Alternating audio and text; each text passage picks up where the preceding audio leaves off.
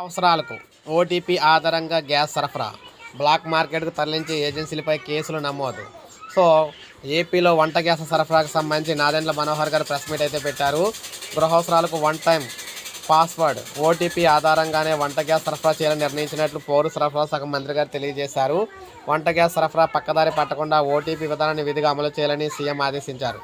Booking తర్వాత mobile ఫోన్లకు వచ్చే ఓటీపీ నెంబర్లను గ్యాస్ సరఫరా చేసే వరకు డిలీట్ చేయొద్దని సూచించారు.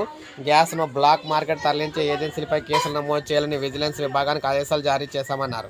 వాణిజ్య అవసరాలకు ప్రత్యామ్నాయ ఏర్పాట్లు చేసుకోవాలని ప్రభుత్వం తరపున సహకారం అందించే విషయాన్ని పరిశీలిస్తున్నామని చెప్పారు. రాష్ట్రంలో ఎల్పీజీ నిల్వలు, బుకింగ్, సరఫరా వంటి అంశంపై సీఎం చంద్రబాబు సమీక్షించారన్నమాట.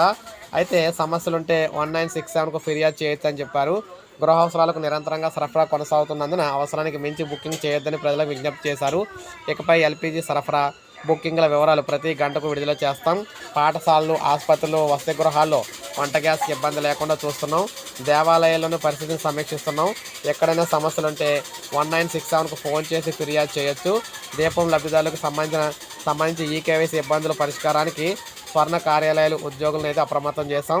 ఫోన్ నెంబర్లు, చిరునామా మారిన కారణంగా ఈకేవైసీ సమస్యలు తలెత్తాయని చెప్పేసి మంత్రి అయితే అన్నారు. సో గ్యాస్కి సంబంధించి ఎక్కడైనా సమస్య ఉంటే 1967 మనకు నెంబర్ అయితే ఇచ్చారన్నమాట. 1967 నెంబర్కి ఫోన్ చేసి మీరైతే ఫిర్యాదు అయితే చేయొచ్చు. సో మీ ఓటీపీ ఖచ్చితంగా ఉంటేనే మీకు గ్యాస్ సిలిండర్ అయితే సరఫరా అయితే ఇవ్వడం జరుగుతుంది అన్నమాట. డెలివరీ చేస్తారు, లేకపోతే లేదు. సో ఇది మనకు ప్రజెంట్ తాజా సమాచారం గ్యాస్కి సంబంధించి. ఒక లైక్ చేయండి, సబ్స్క్రైబ్ చేసుకోండి, మన ఛానల్ సబ్స్క్రైబ్